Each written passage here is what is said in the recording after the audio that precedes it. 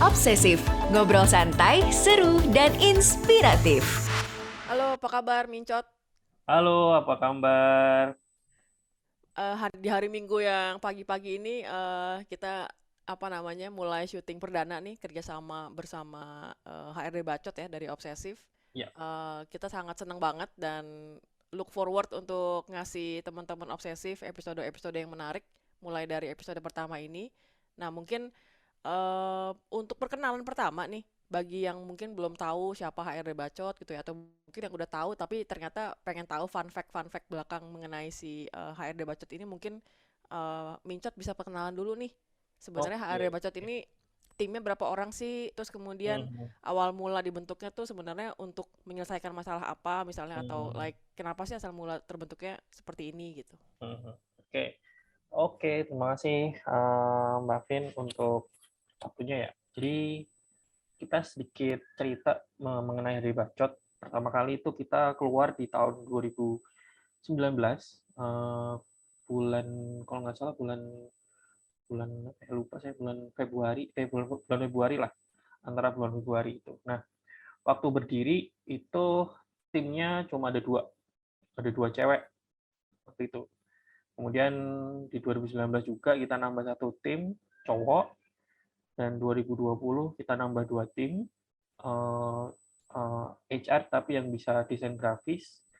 Kemudian satu admin lagi untuk Twitter, dan sampai di 2022 per bulan Maret ini kita sudah ada 8 tim yang terdiri dari admin di Instagram itu ada dua, kemudian ada headnya itu ya foundernya itu sendiri, kemudian ada tim konten, ada ada semacam art director yang membuat konten ngasih-ngasih insight konten-konten eh, yang kreatif, dan yang terakhir itu ada kita sekarang paling baru kita punya videographer sama editor.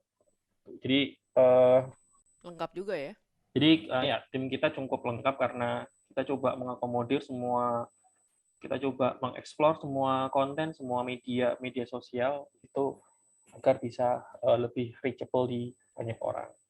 Nah, awal kita itu berdiri itu kita tujuannya adalah memberikan informasi terkait dengan eh, perkembangan di dunia kerja. Itu penting banget buat kita.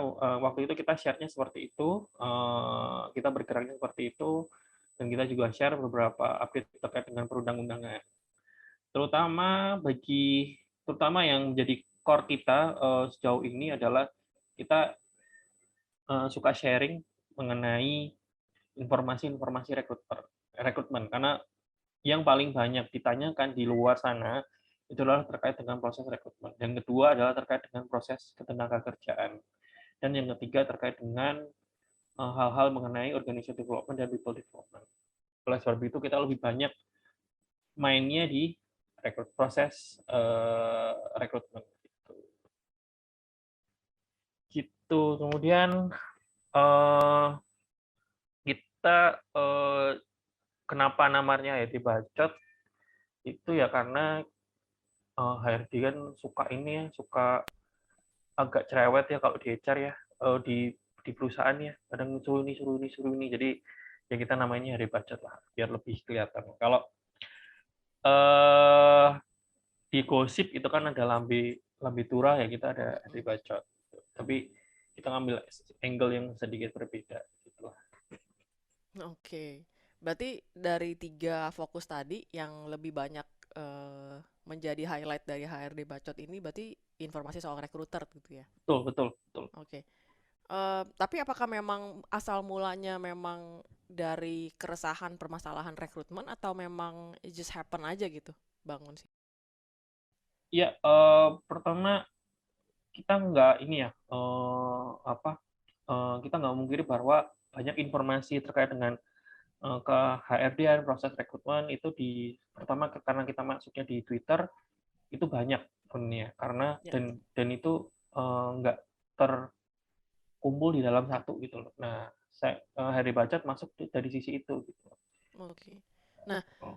gue kan dulu rekrutmen juga ya, dari Hmm. 2009 sampai 2015 gitu, Hmm. kurang lebih. Nah, sekitar 6 tahun lah. Terus sebenarnya sekarang permasalahan rekrutmen tuh apa sih yang dari HRD Bacot nih yang lu paling sering lihat gitu ya, highlight, mungkin bisa refresh ke teman-teman gitu. Kalau misalnya ada top 3 problems di rekrutmen tuh sebenarnya kayak apa sih? Itu mungkin Permasalahannya agak update nih. uh, uh, permasalahannya adalah biasanya tuh proses ini sih Mbak, proses apa kok ini ya proses pertama adalah pembuatan CV.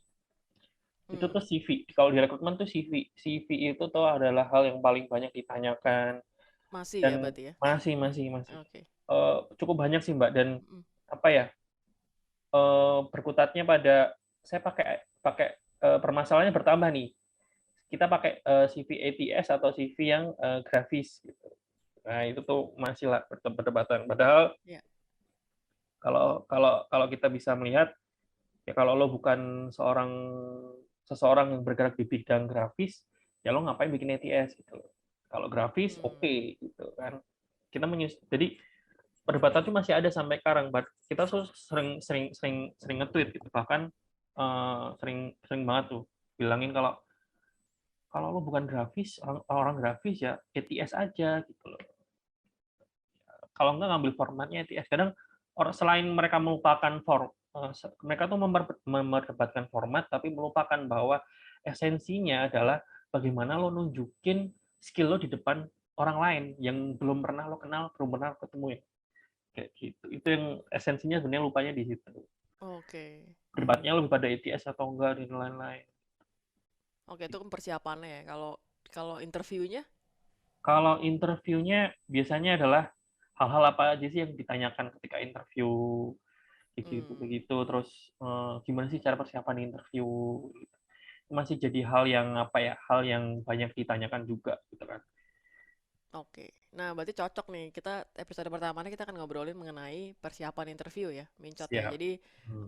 mungkin kita langsung aja masuk ke topik yang utamanya nih.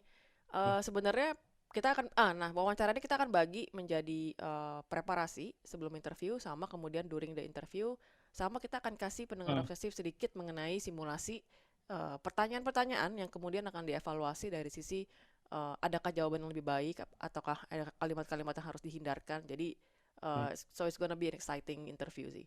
Nah, Hmm. mungkin on the preparation or before the interview, bisa nggak sih Mas Mincot nih ceritain nih apa aja sih memang persiapan yang harus dilakukan oleh kandidatnya yang penting yang nggak boleh di unskip gitu. Setidaknya tuh kalau gua ngelihat ya Mbak ya Mm-mm. ada sekitar 8 lah 8 poin lah. Yang pertama Mm-mm. ketika lo habis apply terus lo dapet notifikasi untuk undangan interview adalah lo harus confirm ya atau tidak untuk datang interview. Itu pastikan terlebih dahulu, jangan Ya. lo skip. Dan terpenting adalah karena lo as a job seeker ya rajin-rajin buat ngecekin email gitu. Email karena penting banget tuh Mbak. Kita udah apply, tapi kita udah persiapan, tapi kita nggak tahu nih bahwa ada kandidat ada recruiter yang udah kirimin email ke kita, tapi kita nggak ngecek gitu. Ya udah Hmm. rajin-rajin ngecek yang kedua, yang pertama. Yang kedua kalau udah ketemu emailnya confirm datang atau tidak. Kalian pastikan kalau untuk kandidat kalian yang sebagai kandidat itu ngecek juga di jadwal ini tuh cocok jadwalnya tuh ada atau enggak gitu kan. Bentrok nggak sama jadwal interview lain atau kegiatan lain itu dipastikan. Kalau jadwalnya bentrok ya coba ajukan dulu proses reschedule bisa atau enggak Oke. seperti itu. Walaupun ada ya Mbak ya case-case di proses interview itu ketika reschedule dia nggak mau, tapi setidaknya coba dulu gitu. Hmm. Itu sih Mbak. Kalau gua ya itu tadi confirm dulu deh itu soal jadwal. Terus kalau yang kedua itu ketika udah confirm tanyakan juga ke recruiter setelah confirm dokumen-dokumen apa yang perlu dipersiapkan. Seringnya recruiter itu akan mengirimkan beberapa dokumen tuh Mbak. seperti form application sama beberapa psychological test gitu, kayak DISC, kayak apa gitu, yang nanti dikirimkan balik. Nah, kalau enggak CV-nya juga dikirimkan ulang, biasanya mintanya seperti itu. Nah itu perlu ditanyakan tuh, perlu nggak? Ada yang di depan itu udah minta form application, ada yang habis lulus baru ngisi form application, itu ada banget tuh, Mbak. Nah, terus kemudian untuk setelah semua oke, jadwal udah oke, dokumen-dokumen yang diperlukan itu udah tahu dan kemudian dikirimkan. Untuk persiapan proses interview, sebaiknya lo research perusahaannya tuh kayak apa sih, produknya tuh seperti apa, terus value-nya seperti apa, research jangkauan perusahaannya seperti apa, punya punya cabang di mana, lini industrinya seperti apa, itu dipelajari agar lo bisa jauh lebih kenal secara dalam ini tuh perusahaan apa sih. Ya, biar tahu juga ya pas wawancara Yo, nanti. yo, itu biar tahu lah, biar biar lebih inilah meresap lah. Mm-mm. Ini interview gini, interview di perusahaan tambang, ini interview dengan startup, oh oh value-nya seperti ini gitu. Nah, setelah lo tuh research soal perusahaan, research juga terkait dengan role-nya. Nah, ini karena beberapa job seeker ya, terutama fresh graduate, pasti pasti nggak akan meninggalkan teknik ini, teknik tebar jala. Nah, tebar jala ketika lo udah tebar jala dan udah ada yang masuk dan itu apply, pastikan ketika dan itu dipanggil, pastikan lo belajar yang namanya role-nya, gitu kan. Kalau lo apply sebagai recruiter, lo pelajari recruiter tuh kayak apa, terus talent acquisition apa. Recruiter sama talent acquisition tuh dua hal yang berbeda, lo pelajari juga kayak gimana gitu. Jadi proses elaborasi informasi itu jauh jauh bisa lebih dalam dan lo bisa lebih paham, dan ini nanti akan membantu kita ketika proses selanjutnya, nanti di proses pertanyaan berikutnya. Nah, setelah lo paham role-nya seperti apa, yang selanjutnya adalah harus paham nih siapa lawan bicara kita. Oke, rekruternya segini. Kak, boleh tuh kalian itu kepo-kepo profil user, profil rekruternya itu di LinkedIn. Nanti gue interview sama siapa nih? Itu penting banget buat kita paham siapa sih lawan bicara kita. Kayak gitu. Tidaknya kita tahulah mukanya kayak gimana. Kan terkadang karena prosesnya itu dilakukan secara online, gitu kan. Beberapa minta nggak usah on cam, nggak apa-apa. Gitu. Tapi kan kita harus paham, mukanya kayak gini, background pendidikannya kayak gini. Jadi kita bisa tahu nih ngobrol, kita bisa lebih ngobrolnya tuh lebih enak lah Ya, gitu. ya, ya, karena jadi tahu ya kira-kira lawan bicaranya tuh kayak apa sih Iya, pengalamannya gitu. setidaknya kenal lah gitu kan. Ya, Nah, kemudian habis lo research, lo persiapin nih proses interviewnya sendiri. Mulai dari bikin list pertanyaan, list jawaban gitu. Pastikan lo tuh punya list pertanyaan. Lo udah tahu prediksi pertanyaan yang akan keluar seperti apa. Jadi lo bisa lebih siap gitu. Terus kalau bisa mulai yang namanya itu menyusun profil cara perkenalan gitu. Itu penting banget di preparation interview ini. Biar lo lebih lebih lebih fluid ya, lebih lancar ketika proses interview. ya, cara perkenalan tuh penting sih. Penting. Itu kalau gua dulu ya dari cara perkenalan itu 30 detik aja udah tahu sih gue mau hire dia apa enggak. Jadi Itu. make sure it's compelling ya. Ya. Mungkin cerita soal, kalau nggak tahu masih sama nggak ya, cerita apa yang nggak ada di formulir. Karena kalau di formulir kemungkinan besar pasti hire-nya udah baca gitu. Jadi make that first impression tuh masih berlaku nggak sih, Mas? Masih. Makanya Gimana? emang harus ini ya, harus di crafted ya memang ya kalimatnya. Perfect, ya. Dan Oh, interview kan interview kan nggak satu arah tapi dua arah. Nah, iya, iya.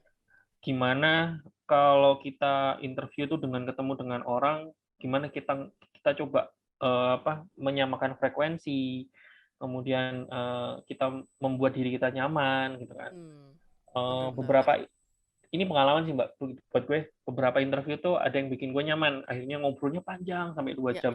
Pernah. Astaga. Iya. 1,5 jam lah. Setengah paling lama. Iya.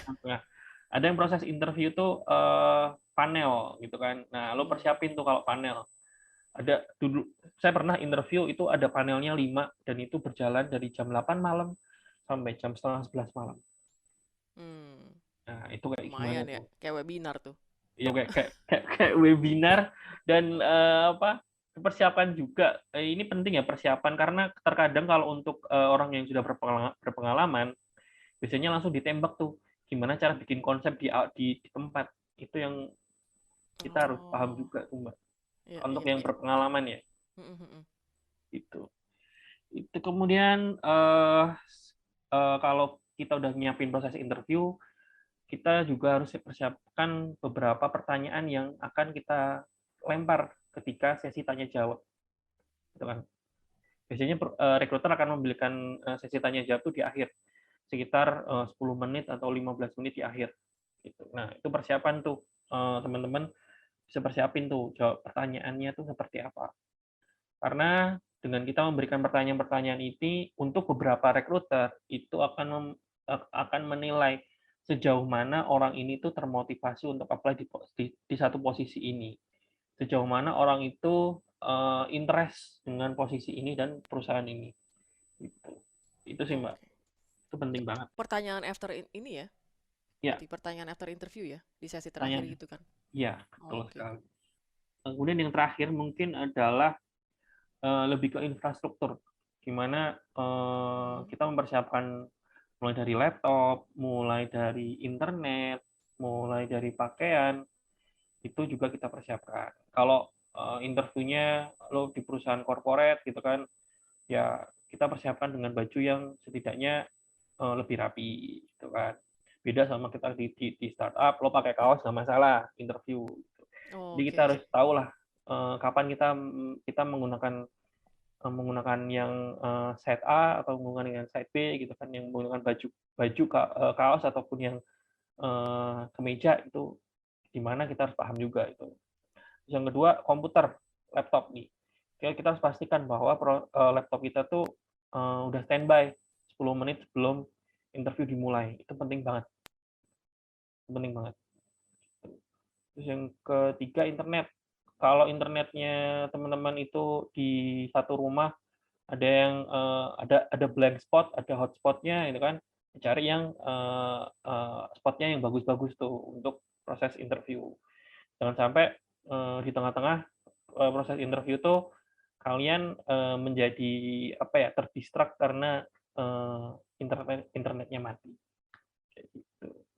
Itu sih Mbak persiapan yang diperlukan ya untuk kita proses interview.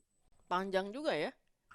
Panjang sih Mbak. Nggak disadarin ya sama orang-orang. Tapi nggak disadarin. Kalau udah kan biasanya orang itu kan, oh besok interview nih, ya udah searching perusahaannya di HP sambil tiduran gitu kan, paling nyatet dikit-dikit gitu. Kalau ketahuan internetnya agak jelek, nyari tempat gitu kan. Kalau yang pengalaman sih biasanya nyari ini ya, kalau udah kerja biasanya interview colongannya di ruang meeting gitu sih. Iya, bener juga ya. Kalau ada ruangan ada phone booth tuh biasanya kalau kantor yang udah keren-keren ada phone booth tuh ya. Iya itu tuh makanya. Oke, ini gue menarik nih ya. Mungkin ada beberapa yang mau gue tanya. Kayak dokumen gitu. Dokumen kan sekarang banyak data-data yang sensitif gitu ya.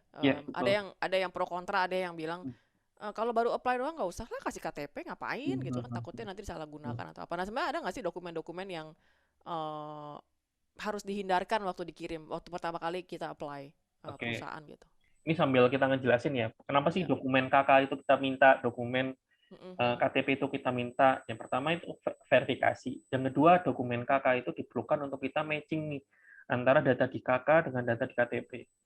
Ya kita tahu sendiri lah Mbak ya, database di pemerintah itu seperti apa. Kita coba matchingin di situ. Dan untuk pendaftaran beberapa misal ada belum punya BPJS, belum punya BPJS itu kita daftarin dengan KTP.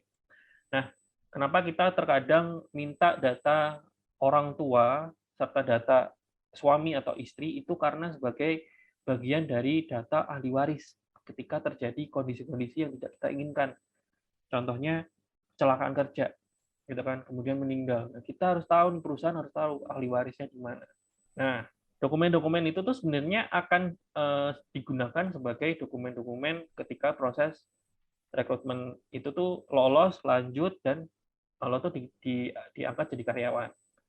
Sebenarnya diminta di awal tuh biar mempercepat prosesnya, karena rekruter dan personalia tuh punya service level agreement ataupun lead time yang sudah disetujui bersama dengan user gitu kan.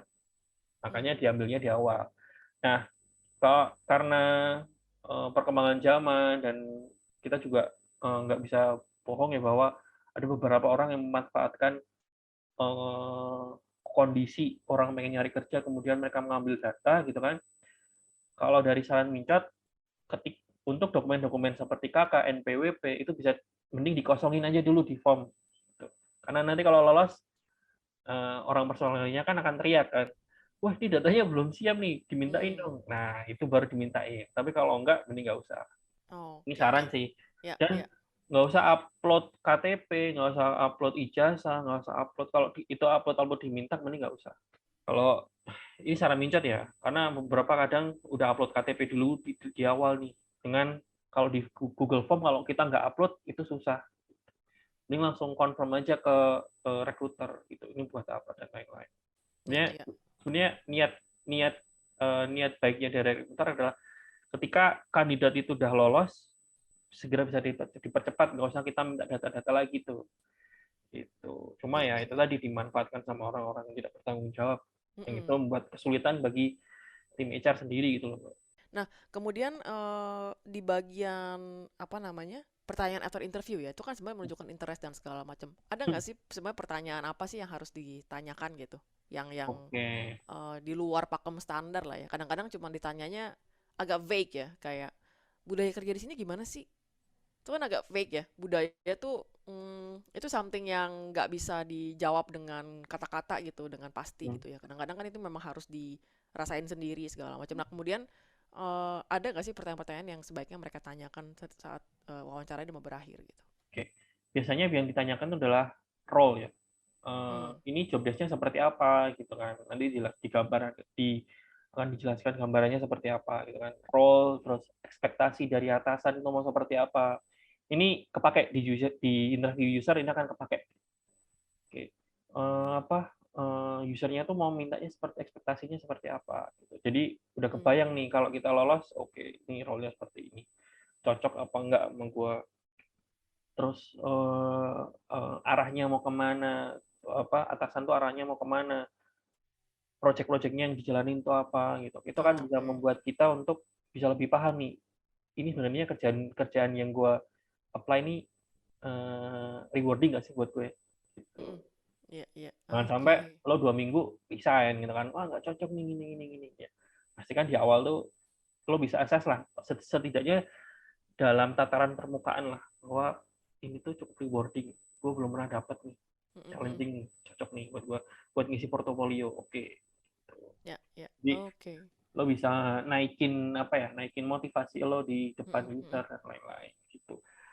Terus mungkin sama ini ya, culture timnya kayak gimana, karena kan walaupun perusahaan itu punya culture yang diaplikasikan ke seluruh perusahaan, tapi di dalam tim-tim kecil kan pasti ada ya, kerja lo gimana? Oh kita kalau complete satu project, kita achieve project, kita suka party, kita suka dugem. Nah itu perlu tahu tuh kayak gitu. Lo cocok nggak sama dugem? Jangan-jangan wah gue nggak cocok sama dugem nih gitu. Ada tuh lewat masanya nih. Nah udah lewat masanya, atau maaf haram gitu kan. Lah karena kan minum-minum gitu lah. Itu perlu jangan sampai masuk, aduh kok ini diajak minum-minum ya.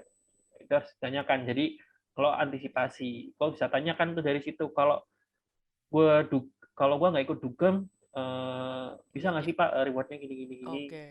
oh bisa kalau kita juga ada gini-gini. Nah, itu kan memicu jawaban-jawaban lain dan pertanyaan yang lainnya gitu. Iya, Itu iya. yang cukup bagus kayak seperti itu. Nah, kemudian ini ya, work limit ya. Kalau tadi culture secara tim kita work limit.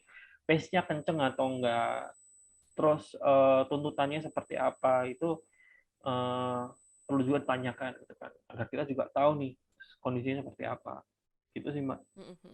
Ya, ya. Kantornya Ya, work hard atau iya. atau work very very hard, play-nya less gitu Hmm, kan kelihatan tuh. hmm.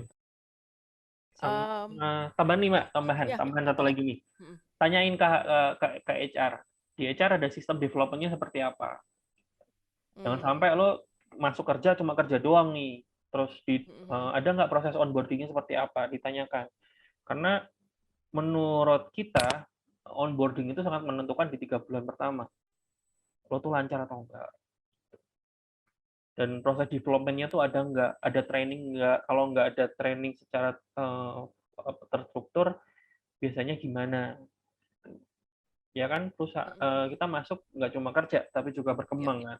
ya, ya. Itu juga ditanyakan. Mm-mm. Biasanya perusahaan-perusahaan yang punya proses development yang bagus, itu juga work limit-nya juga bagus. Itu bisa jadi pertimbangan juga ketika kita Mm-mm. proses di sebuah perusahaan. Ya, ya. Iya sih. Apakah memang kemudian ada akselerasi dari Mm-mm. sisi trainingnya atau dari Mm, sisi betul. paling nggak role-nya gitu ya, berkembang apa segala Oh, macam gitu. iya, betul. Oke. Intinya adalah rewarding nggak buat gue. Mm-mm. Perusahaan Iya ini sih. bisa ngasih reward ke gue apa gitu, selain benefit uang gitu kan. Mm-mm. Iya, iya.